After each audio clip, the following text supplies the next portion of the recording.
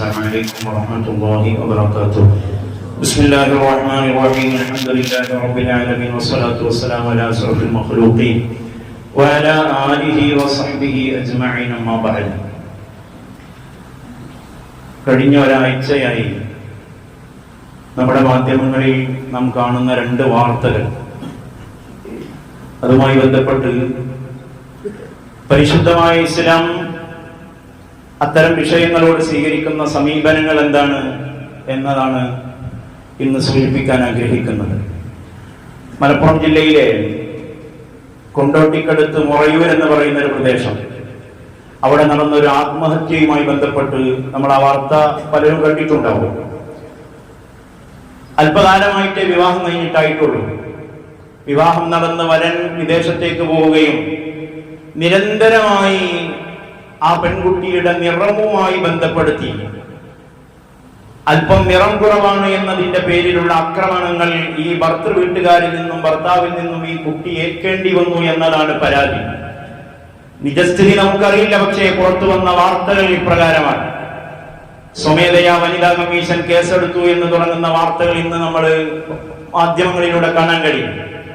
അതുപോലെ തന്നെ കഴിഞ്ഞ 2-3 ദിവസങ്ങൾക്ക് മുമ്പ് മറ്റൊരു വാർത്ത, കേരളത്തിൽ അറിയപ്പെട്ട ഒരു സിനിമാ നടി വിദേശത്ത് പഠിക്കാൻ പോവുകയും ലണ്ടനിൽ പഠിക്കാൻ പോവുകയും ക്ലാസ്സിലുള്ള മുഴുവൻ കുട്ടികളിൽ നിന്നും അവർ ഇത്തരം വംശീയമായ അക്രമം, അത് നിറത്തിന്റെയും രാജ്യത്തിന്റെയും ഒക്കെ പേരിൽ അനുഭവിച്ചപ്പോ തിരിച്ച് ഇങ്ങോട്ട് പഠനം അവസാനിപ്പിച്ചു വരേണ്ടി വന്നത് കഴിഞ്ഞ ജനുവരി 12 അന്നത്തെ പത്രമാധ്യമങ്ങളിലൂടെ നമ്മൾ കണ്ടതാണ്. വിദേശ രാജ്യങ്ങളിൽ പഠിക്കാൻ പോകുന്ന വളരെ ദരിദ്രരായ കുട്ടികൾ, ലോൺ എടുത്തു മറ്റുമൊക്കെ പോകുന്ന പാവപ്പെട്ട ആളുകളെ പഠനം പോലും വഴിയിൽ വെച്ച് നിലക്കാൻ പലപ്പോഴും ഇത്തരം ഇന്ത്യക്കാരായ ആളുകളുടെ അല്ലെങ്കിൽ നിറം കുറഞ്ഞ ആഫ്രിക്കക്കാരായ ആളുകളോടുള്ള മനുഷ്യരുടെ സമീപനം, ആ രീതിയിൽ മനുഷ്യരെ മനുഷ്യനായി കാണാതെ നിറത്തിന്റെ പേരിൽ അക്രമം നടത്തുമ്പോൾ പലരും പഠനം പോലും അവസാനിപ്പിച്ചു വരുന്നു എന്ന് അവരുടെ ഇന്റർവ്യൂവിൽ പറഞ്ഞത് കഴിഞ്ഞ ദിവസം പത്രമാധ്യമങ്ങളിലൂടെയൊക്കെ വന്നിരുന്നു. ലോകത്ത് കഴിഞ്ഞ പ്രാവശ്യം നമുക്കൊക്കെ അറിയാം, ലോകകപ്പ് ഫുട്ബോൾ നടക്കുന്ന സമയത്ത് പത്രങ്ങൾ നോക്കിയാൽ ലോക രാജ്യങ്ങളിലുള്ള ആളുകളൊക്കെ ഫുട്ബോൾ കളിക്കാൻ ഒരു നാട്ടിൽ ഒരുമിച്ച് കൂടുന്നു. പക്ഷേ അവിടെയും നിറത്തിന്റെ പേരിൽ വലിയ രൂപത്തിലുള്ള ആക്രമണങ്ങൾ. അതായത് ഞാൻ ഇത് മൂന്നും ഉദ്ധരിക്കുന്നത്, നമ്മുടെ സമൂഹം 21-ാം നൂറ്റാണ്ടിൽ ഇത്രയും അധികം ശാസ്ത്രം പുരോഗമിച്ചു എന്ന് പറയുന്ന, മനുഷ്യൻ പുരോഗമിച്ചു എന്ന് പറയുന്ന ഒരു കാലഘട്ടത്തിൽ പോലും നിറത്തിന്റെ പേരിലുള്ള ആക്രമങ്ങളും മനുഷ്യന്റെ കുത്തുവാക്കുകളും അധികരിച്ചു കൊണ്ടിരിക്കുകയാണ്. വിക്കിപീഡിയ തുറന്ന റാസിസം ഇൻ അസോസിയേഷൻ ഫുട്ബോൾ അസോസിയേഷനിൽ നടന്നുകൊണ്ടിരിക്കുന്ന റാസിസം, വർണ്ണവിവേചനം എന്ന് നമ്മൾ അടിച്ചു കൊടുത്താൽ, വംശീയമായ അക്രമങ്ങൾ എന്ന് അടിച്ചു കൊടുത്താൽ കൃത്യമായി ലോകത്ത് ഇത്തരം വംശീയാക്രമങ്ങളുടെ ലിസ്റ്റ് തന്നെ നമുക്ക് കാണാൻ കഴിയും. 2015-ലും 2020-ലും നടന്ന ധാരാളം കാര്യങ്ങൾ ഇതിലുണ്ട്. ഞാനത് കൂടുതൽ പറയുന്നില്ല. ഇത് പറഞ്ഞതിന്റെ ലക്ഷ്യം, നമ്മൾ മനുഷ്യനെ മനുഷ്യനായി കാണുക എന്നതിനപ്പുറത്തേക്ക് അവന്റെ സമ്പത്തിന്റെ അർത്ഥത്തിൽ, അതല്ലെങ്കിൽ അവന്റെ നിറത്തിന്റെയോ വംശത്തിന്റെയോ കുലത്തിന്റെയോ കുടുംബത്തിന്റെയോ മഹിമയിൽ ഇവിടെ ആളുകൾ അഹങ്കരിക്കുന്ന സാഹചര്യം ഇപ്പോഴാണല്ലോ കേരളക്കരയിലേക്ക് ആ കാലഘട്ടത്തിൽ, പഴയ കാലഘട്ടത്തിൽ മറ്റുള്ള സമുദായങ്ങളിൽ നിന്ന് മുസ്ലിം സമുദായത്തിലേക്ക് ആളുകൾ കടന്നു വന്ന കാലത്ത് അസവർണർക്ക് നല്ലത് ഇസ്ലാം എന്ന പേരിൽ കേരളത്തിൽ പുസ്തകം രചിക്കപ്പെട്ടിട്ടുണ്ട്.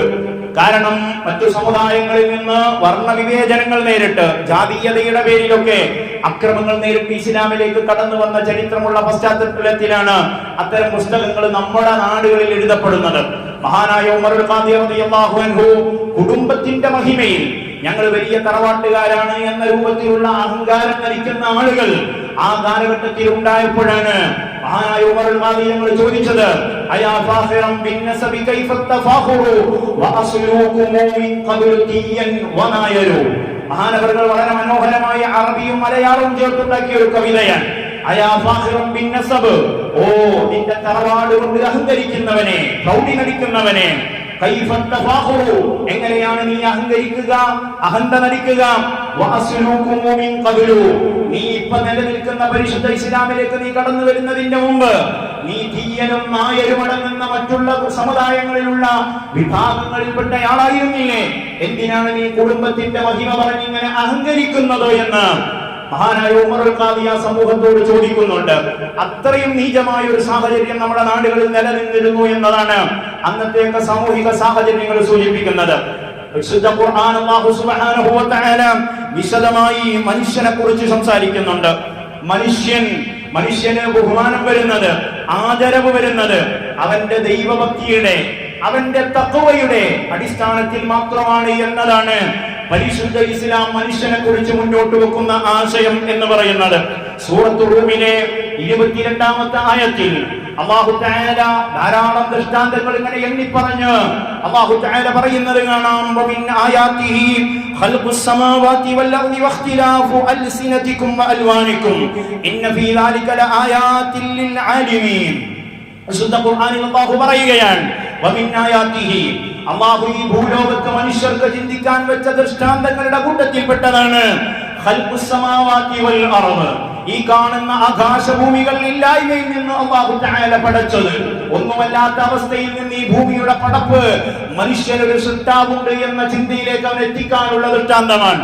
ശേഷം പറയുന്നു വഖ്തിലാഫു അൽസിനതികും, നിങ്ങളുടെ ഭാഷകൾ, അതുപോലെ തന്നെ വഅൽവാനികും, നിങ്ങളുടെ നിറങ്ങൾ, നിങ്ങളുടെ ഭാഷയും നിങ്ങളുടെ നിറങ്ങളും അല്ലാഹു തആല വ്യത്യാസപ്പെടുത്തി തന്നത്.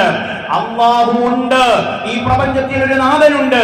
കാരണം അല്ലാഹു ആദം നബി അലൈഹിസ്സലാം എന്ന ഒരു മനുഷ്യൻ, ഹവ്വാ ബീവി എന്ന് പറയുന്ന അവരുടെ പത്നിയാകുന്ന അവരിൽ നിന്നുമാണല്ലോ മനുഷ്യനെ പടച്ചത്. ഈ രണ്ടാളുകളിൽ നിന്ന് പടച്ച മനുഷ്യർ വ്യത്യസ്ത ഭാഷകൾ സംസാരിക്കുന്നു, വ്യത്യസ്തമായ നിറങ്ങളിലുള്ള ആളുകളാകുന്നു. ഇങ്ങനെ മനുഷ്യനെ വ്യത്യസ്തപ്പെടുത്തിയത് മനുഷ്യനെ ചിന്തിക്കാനുള്ള, അല്ലാഹുവിൽ ചിന്തിക്കാനുള്ള ഒരു ദൃഷ്ടാന്തമാണ് എന്നാണ് വിശുദ്ധ ഖുർആൻ സൂചിപ്പിക്കുന്നത്. നബി സല്ലല്ലാഹു അലൈഹി വസല്ലമ തങ്ങൾ അയ്യാമുൽ തശ്രീഖിന്റെ ദിവസം റസൂലുള്ളാഹ് ഒരു പ്രഭാഷണം നടത്തുന്നുണ്ട് ഹജ്ജത്തുൽ വദാഇൽ. ആ പ്രഭാഷണത്തിൽ അല്ലാഹുവിന്റെ റസൂൽ അവിടെ പറഞ്ഞത് കാണാം, അയ്യുഹന്നാസ്, ജനങ്ങളെ.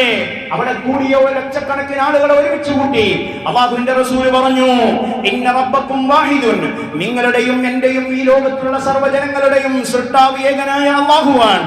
അലാ ഇന്ന റബ്ബക്കും വാഹിദുൻ, വീണ്ടും ആ വചനം ആവർത്തിക്കുകയാണ്. എന്നിട്ട് പറഞ്ഞു, അലാ ലാ ഫദ്ല ലി അജമിയ്യിൻ അലാ അറബിയ്യിൻ, അറബിക്ക് അജമിയെക്കാളോ അനറബിയെക്കാളോ, അറബിക്ക് അനറബിയെക്കാളോ അജമിക്ക് അറബിയെക്കാളോ അങ്ങോട്ടും ഇങ്ങോട്ടും തിരിച്ചൊന്നും യാതൊരു പവിത്രതയും ഇല്ല. ഒരാൾ അറബിയായി എന്നതുകൊണ്ട് മാത്രം അയാൾക്ക് പവിത്രത വരുന്നില്ല, ഒരാൾ അനറബിയായി എന്നതുകൊണ്ട് അയാളുടെ സ്ഥാനവും ഇടിയുന്നില്ല. എന്നിട്ട് റസൂലുള്ളാഹി പറയുന്നു, വലാലി അസ്വദ അലാ അഹ്മറ, കറുത്തവനെ ചുവന്നവനേക്കാൾ, വെളുപ്പിൽ ചുവപ്പ് കലർന്ന നല്ല സൗന്ദര്യമുള്ള നിറമുള്ളയാൾ, അയാളെക്കാൾ കറുത്തവനെ ഒരു സ്ഥാനം കുറവോ കൂടുതലോ മറ്റേയാൾക്ക് കൂടുതലോ കൽപ്പിക്കാൻ പറ്റുകയില്ല. റസൂലുള്ളാഹി പറയുന്നു, വലാലി അഹ്മറ അലാ അസ്വദ ഇല്ലാ ബിത്തഖ്വ, എല്ലാത്തിന്റെയും മാനദണ്ഡം ഇന്ന അക്രമക്കും ഇൻദല്ലാഹി അത്ഖാക്കും എന്നാണ്. നിങ്ങളിൽ ഏറ്റവും ബഹുമാനി അല്ലാഹുവിൽ തഖ്വ ചെയ്യുന്ന, മനുഷ്യർക്ക് ഗുണം ചെയ്യുന്ന, ഈ പ്രപഞ്ചത്തിൽ നല്ല നടപ്പ് നടക്കുന്ന ആളുകൾക്കാണ് ബഹുമാനമുള്ളത് എന്ന് വിശുദ്ധമായ ഹദീസിലൂടെ നബി സല്ലല്ലാഹു അലൈഹി വസല്ലം തങ്ങൾ പഠിപ്പിക്കുകയാണ്. ആ പഠിപ്പിച്ച പാഠം ആ സമൂഹത്തെ എത്രമാത്രം സ്വാധീനിച്ചു എന്ന് വന്നാൽ, ബഹുമാനപ്പെട്ട ബിലാൽ ഇബ്നു റബാഹ തങ്ങളുടെ ചരിത്രം നമ്മൾ കേട്ടിട്ടുണ്ടാവും. ബിലാൽ ഇബ്നു റബാഹ റളിയല്ലാഹു അൻഹു അവിടുത്തെ ഒരു അടിമയായിരുന്നു. സിദ്ദീഖുൽ അക്ബർ റളിയല്ലാഹു അൻഹു ബിലാലിനെ മോചിപ്പിക്കുകയാണ്. ആ മോചിപ്പിച്ച സന്ദർഭത്തിൽ പിന്നീട് ഉമർ ഇബ്നുൽ ഖത്താബ് തങ്ങൾ പറഞ്ഞ ഒരു വാചകമുണ്ട്. മക്കാ ഫത്ഹിന്റെ ദിവസം ലക്ഷോപലക്ഷം ആളുകൾ അവിടെ ഒരുമിച്ച് കൂടുമ്പോഴും ബിലാൽ തങ്ങളെയാണല്ലോ കഅബാലയത്തിന്റെ മുകളിൽ റസൂലുള്ളാഹി ബാങ്ക് കൊടുക്കാൻ അവിടെ നിന്ന് കൽപ്പിക്കുന്നത്. ആ കഅബാലയത്തിന്റെ മുകളിൽ ബാങ്ക് കൊടുക്കുന്ന ബിലാലിനെ കണ്ടെന്ന് പരിഹസിച്ചവരുണ്ട്. പക്ഷേ ബഹുമാനപ്പെട്ട ഉമർ ഇബ്നുൽ ഖത്താബ് തങ്ങൾ ഈ ബിലാൽ ഇബ്നു റബാഹ തങ്ങളെ മുൻനിർത്തിയാണ് പറഞ്ഞത്, അബൂബക്കറുൻ സയ്യിദുനാ വഅതഖ സയ്യിദനാ, അബൂബക്കർ സിദ്ദീഖ് ഞങ്ങളുടെ നേതാവാണ്, പക്ഷേ ഞങ്ങളുടെ നേതാവായ മറ്റൊരു നേതാവായ ബിലാലിനെ മോചിപ്പിച്ചയാളാണ്. സിദ്ദീഖുൽ അക്ബർ തങ്ങളുടെ മഹത്വം പറയുന്നത്, ബിലാൽ തങ്ങളാകുന്ന അടിമയെ അടിമത്തത്തിൽ നിന്ന് മോചിപ്പിച്ച ആ ബിലാൽ തങ്ങളെ ഉമർ തങ്ങൾ പ്രയോഗിക്കുന്ന പ്രയോഗം ഞങ്ങളുടെ നേതാവെന്നാണ്. അബൂബക്കർ തങ്ങളെയും പ്രയോഗിക്കുന്നത് ഖുറൈശിയായ ആ നാട്ടിലെ പൗരപ്രമുഖനായ സിദ്ദീഖുൽ അക്ബർ തങ്ങളെ സയ്യിദ് എന്ന് പരിചയപ്പെടുത്തുമ്പോൾ അതേ സയ്യിദ് എന്ന നേതാവ് എന്ന അർത്ഥത്തിലുള്ള പദം ബഹുമാനപ്പെട്ട ബിലാൽ തങ്ങൾക്ക് കൊടുക്കുകയാണ്. ഈ രൂപത്തിൽ അല്ലാഹുവിന്റെ റസൂൽ ആ സമൂഹത്തെ അവരിലുണ്ടായിരുന്ന അത്തരം വേർതിരിവുകളെ മുഴുവൻ മാറ്റി നിർത്തുകയാണ്. ഇത് ലോകത്തിന് മുഴുവൻ മാതൃകയാണ്. അതുകൊണ്ട് പരിശുദ്ധ ഇസ്ലാം ഈ വിഷയത്തിൽ ചില നിയന്ത്രണങ്ങൾ വെച്ചിട്ടുണ്ട്. പ്രിയപ്പെട്ടവരെ, നമ്മൾ പലപ്പോഴും പല ആളുകളെയും കുത്തുവാക്കുകളെ കൊണ്ട് നമുക്ക് അവർക്ക് ഇഷ്ടമില്ലാത്ത പേരുകൾ അവരെ വിളിക്കുന്നത് വളരെ അപകടം പിടിച്ച കാര്യമാണ്. ഒരാളെയും നിങ്ങൾ പരസ്പരം അവർക്ക് ഇഷ്ടമില്ലാത്ത പേരുകൾ വിളിച്ചുകൊണ്ട് ബഹുമാനപ്പെട്ട ഇമാം നവവി റളിയല്ലാഹു അൻഹു ഇമാം മുഗ്നിൽ മുഹ്താജിൽ മഹാന്മാർ പറയുന്നത് കാണാം, ഒരു മനുഷ്യൻ അയാൾക്ക് ഇഷ്ടമില്ലാത്ത സ്ഥാനപ്പേര് കൊടുത്തുകൊണ്ട് വിളിക്കരുത്. എങ്ങനെ? അതിന് ഉദാഹരണം പറയുന്നു, അത് അയാളിലുള്ള സംഗതിയാണ്, എന്നാലും പാടില്ല. ഒരാൾ കണ്ണിന് അല്പം കോങ്കണ്ണൻ ആളാണ്, അയാളെ വിളിക്കുന്ന നാട്ടുകാർ മുഴുവൻ കോങ്കണ്ണൻ എന്ന് വിളിക്കാം. അയാളിൽ കാലിലൊരു മുടന്തുണ്ട്, ഒരു മുടന്തൻ അയാൾ എന്നയാൾ അഭിസംബോധന ചെയ്യുക. അയാൾ കറുത്തിട്ടാണ്, അയാളെ കറുപ്പൻ എന്ന് വിളിക്കുക. ഈ രൂപത്തിൽ ഇപ്പോഴും നമ്മൾ കേൾക്കുന്നതാണ് പല ആളുകളെയും നിറത്തിന്റെ പേരിൽ മനുഷ്യനെ പഠിക്കുന്ന സാഹചര്യം. ഒരുപാട് തമാശക്കാണെങ്കിൽ പോലും അത് പറയാൻ പാടില്ല. അത്തരത്തിലുള്ള പേരുകൾ ഗീബത്തിന്റെ പരിധിയിലാണെന്ന് മഹാന്മാര് പഠിപ്പിക്കുന്നത് കാണാം. ഇമാം നവവി റളിയല്ലാഹു അൻഹു ബാബുൻ നഹിയനിൽ അൽഖാബില്ലത്തി യക്റഹുഹാ സ്വഹിബുഹാ, ഒരു അധ്യായം തന്നെ അവിടുത്തെ അൽ അൽഖാർ എന്ന ഗ്രന്ഥത്തിൽ കൊണ്ടുവരുന്നത് ബാബുൻ നഹി, വിരോധനകൾ പറയുന്ന അധ്യായമാണ്. എന്തിനെ കുറിച്ച്? അനിൽ അൽഖാബില്ലത്തി യക്റഹുഹാ സ്വഹിബുഹാ, ആ പേര് കിട്ടുന്ന ആള് വെറുക്കുന്ന ഒരാൾക്ക് നമ്മൾ പേര് കൊടുക്കുന്നു, അയാൾക്ക് ഒരു വെറുപ്പുണ്ടാക്കുന്ന സ്ഥാനപ്പേര് അയാൾക്ക് വെച്ചു കൊടുക്കൽ നിഷിദ്ധമാണ് എന്ന് പറയുന്ന അധ്യായം. എന്നിട്ടാണ് നിങ്ങൾ പരസ്പരം അത്തരം പേരുകൾ വിളിക്കരുത് എന്ന് പറഞ്ഞ ശേഷം മഹാനവറുകൾ പറയുന്നത് കാണാം, അതിന്റെ താഴെ എങ്ങനെയാണ് ഒരു മനുഷ്യനെ ഗീബത്ത് വിളിക്കുമ്പോൾ ഏതെല്ലാം അർത്ഥത്തിൽ അത് ഗീബത്താവും എന്ന് എണ്ണി പറഞ്ഞിട്ട് മഹാനവറുകൾ പറയുന്നു, ഒരാളിലുള്ള ക്വാളിറ്റി തന്നെ അയാൾക്ക് വെറുപ്പാണെങ്കിൽ പറയുന്നത് അത് ചിലപ്പോൾ അയാളുടെ ശരീരത്തിലായിരിക്കാം, അതല്ലെങ്കിൽ അയാളുടെ മതത്തിലായിരിക്കാം, ദീനിലായിരിക്കാം. അതായത് അയാൾ നിസ്കരിക്കൂല, അയാൾ സക്കാത്ത് യഥാർത്ഥ അവകാശികൾക്ക് കൊടുക്കൂല. ഈ രൂപത്തിൽ പറയുന്നത് ഗീബത്തിന്റെ പരിധിയിൽപ്പെട്ടതാണ്. അല്ലെങ്കിൽ ദുനിയവിയായ കാര്യങ്ങൾ, അയാളുടെ ശാരീരികമായ കാര്യങ്ങൾ, അയാളുടെ സൃഷ്ടിപ്പിന്റെ വിഷയത്തിൽ എന്തെങ്കിലും നേരത്തെ പറഞ്ഞ പോലെ മുടന്തോ അല്ലെങ്കിൽ കണ്ണിന് കാഴ്ചക്കുറവോ ചെവി കേൾവിക്കുറവോ ഉണ്ടെങ്കിൽ അത് പറഞ്ഞ് ആക്ഷേപിക്കുക. അയാളുടെ സ്വഭാവത്തെ കുറിച്ച് സംസാരിക്കുക. ഒരാൾക്ക് നല്ല സമ്പത്തുണ്ട്, ആ സമ്പത്തിനെ കുറിച്ച് കുറ്റം പറയുക. അതുപോലെ ഒരാളുടെ സന്താനങ്ങളെ കുറിച്ച് കുറ്റം പറയുക. ഒരാളുടെ ഉപ്പയെ കുറിച്ച് അയാളെ സൂചിപ്പിച്ചുകൊണ്ട് കുറ്റം പറയുന്നത്. അയാളുടെ ഇണയെ കുറിച്ച് പറയുന്നത്.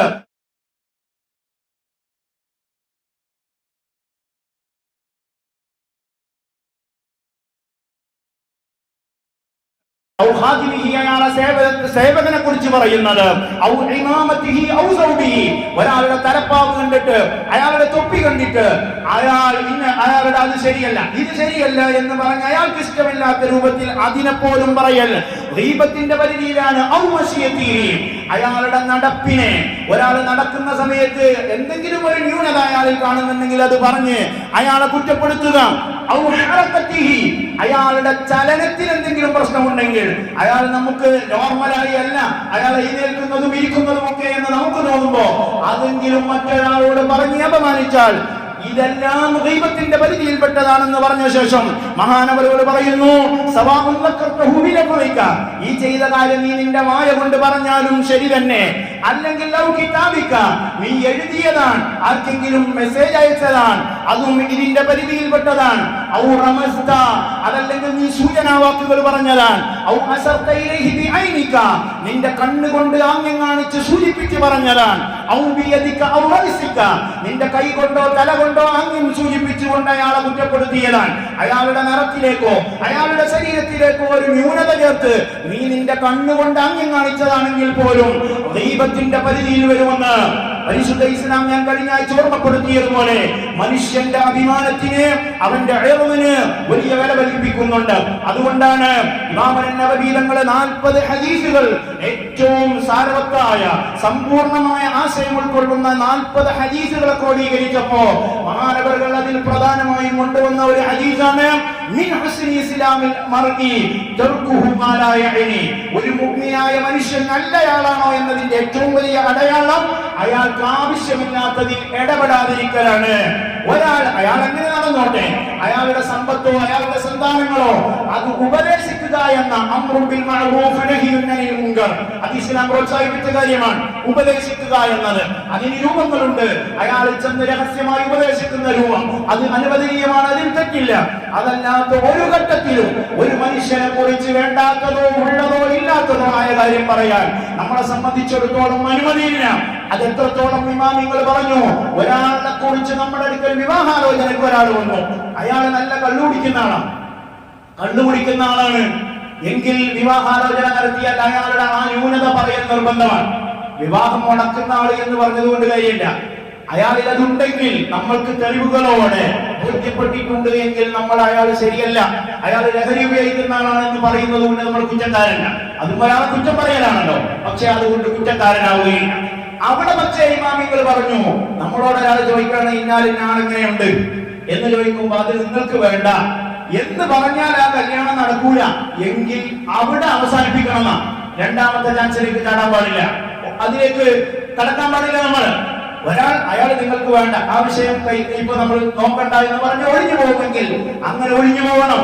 അതുകൊണ്ട് മനുഷ്യനെ കുറ്റപ്പെടുത്തുന്ന രൂപത്തിലുള്ള സംസാരങ്ങൾ, ഇതേപോലെ തന്നെ നിക്കാഹുമായി ബന്ധപ്പെട്ട് നമ്മൾ ഒരു വിവാഹ ആലോചന കൊണ്ട് ഒരു വീട്ടിലേക്ക് കടന്നു വരുന്നു, മനുഷ്യനെ വേദനിപ്പിക്കുന്ന, മനുഷ്യന് മനസ്സിൽ വേദന ഉണ്ടാവുന്ന വാക്കുകൾ നിരോധിച്ചതിന്റെ കാഠിന്യം പറയാനാണ് ഞാനിത് പറയുന്നത്. ഒരാൾ വിവാഹാലോചനയുമായി നമ്മൾ ഒരു പെൺകുട്ടിയുടെ അടുത്തേക്ക് നമ്മളെ മകനെയും കൊണ്ട് നമ്മൾ ചെന്നു, ആ കുട്ടിയെ നമുക്ക് ഇഷ്ടമായില്ല. അപ്പൊ ഇഷ്ടമായില്ല എന്ന് പറയുമ്പോൾ സുന്നത്തായ രൂപം എങ്ങനെയാണ്? അവിടെ നമ്മളെ നാട്ടു നടപ്പനുസരിച്ച് ഇപ്പോ നമ്മൾ വിളിച്ചു പറയേണ്ടി വരും. അതല്ല എങ്കിൽ വിളിച്ചു പറയാതെ 2 ദിവസം കഴിഞ്ഞാൽ അവര് ഇത് ഒരു നാട്ടു നടപ്പനുസരിച്ച് ഇനി അവർക്ക് വേണ്ട എന്ന് തീരുമാനിക്കുമെന്നുണ്ടെങ്കിൽ മിണ്ടൻ ആ കുട്ടിയോട് എനിക്ക് ഇഷ്ടമായില്ല എന്ന് വ്യക്തമായി പറയരുത്, വ്യക്തമായി പറയാൻ പാടില്ല. അവരൊഴിഞ്ഞു പോകുമെങ്കിൽ അങ്ങനെ എത്രത്തോളം പറഞ്ഞു. ഇനി നമ്മൾ കൂടുതൽ നിബന്ധന വെച്ചാൽ അവരൊഴിഞ്ഞു പോകും. നമുക്ക് കുട്ടിയെ ഇഷ്ടപ്പെട്ടില്ല എങ്ങാലോ നമ്മൾ പറയാണ് അവരെ നിങ്ങളെ വീട്ടിലേക്കുള്ള വഴി ശരിയല്ല, അതല്ലെങ്കിൽ നിങ്ങൾക്ക് വലിയ ആൾക്ക് കല്യാണം കഴിച്ചപ്പോ ഇത്ര ഭവനം കൊടുത്തിട്ടുണ്ട്, നിങ്ങൾക്കത് കഴിയോ, ഇങ്ങനെയൊക്കെ ചോദിച്ച് കഴിയാത്ത നിബന്ധനകൾ പറഞ്ഞ് ഒഴിവാക്കാൻ കഴിയും. അപ്പോഴും ഈ കുട്ടിയെ നിസ്സാരപ്പെടുത്തുന്നയോ വയാസപ്പെടുത്തുന്നയോ വാക്ക് പറയാതെ സൂക്ഷിക്കാൻ കഴിഞ്ഞാൽ അങ്ങനെ ചെയ്യണമെന്നാണ്. മനുഷ്യന്റെ മനസ്സിനെ വേദനിപ്പിക്കുന്ന ഒരു വാക്കോ പ്രവൃത്തിയോ നടത്തമോ ഇരുത്തമോ അനക്കമോ ഒന്നും നമ്മളിൽ നിന്നുണ്ടാവാൻ പാടില്ല. അതാരായാലും നമ്മൾ അല്ലാഹു സുബ്ഹാനഹു വ തആലയുടെ അടുക്കൽ ഒരു മനുഷ്യന്റെ അഭിമാനം ഇതിന് ചോദ്യം ചെയ്യപ്പെടേണ്ടി വരും. അല്ലാഹു തആല കാത്തുരക്ഷിക്കുമാറാവട്ടെ. നമ്മുടെ നാവിനെ, അവയവങ്ങളെ, ശരീരത്തെ സൂക്ഷിക്കാൻ അല്ലാഹു തആല നമുക്കൊക്കെ തൗഫീഖ് നൽകുമാറാവട്ടെ. രണ്ടാൾ കൂടിയാൽ മൂന്നാമനെ കുറ്റം പറയുക എന്നത് നമ്മളെയൊക്കെ ഒരു പതിവായി മാറി. നമ്മൾ ആരും അതിൽ നിന്ന് ഒഴിവല്ലാത്ത സാഹചര്യം. അല്ലാഹു തആല ഇമാമിയങ്ങൾ ഹദീസുകൾ വിശദീകരിച്ച് ഈ രൂപത്തിൽ പറയുന്നത് കാണുമ്പോൾ നമ്മൾ അത്ഭുതപ്പെട്ടു പോകും. അല്ലാഹു തആല അത്തരക്കാരിൽ നിന്ന് നമ്മളെയൊക്കെ കാത്തുരക്ഷിക്കുമാറാവട്ടെ, സ്വാലിഹീങ്ങളിൽ ഉൾപ്പെടുത്തി അനുഗ്രഹിക്കുമാറാവട്ടെ. വആഖിറു ദഅവാനാ അൽഹംദുലില്ലാഹി റബ്ബിൽ ആലമീൻ. അസ്സലാമു അലൈക്കും വറഹ്മത്തുള്ളാഹി.